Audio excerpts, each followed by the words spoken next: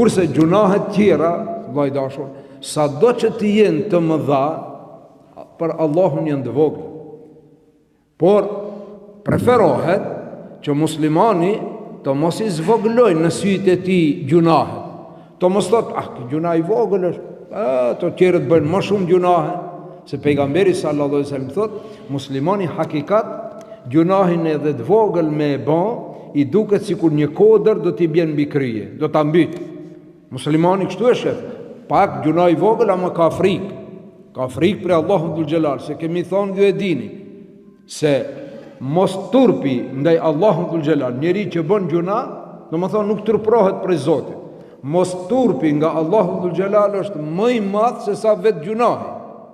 Andaj ke turp për Allahu dhul xhelal kur fol keqe, kur shane, kur ndaj. Munafiku e shef gjunahin të vogël, sado që t'jetë i madh, ai e shef të vogël. Kollaj, qerët bëjnë më shumë.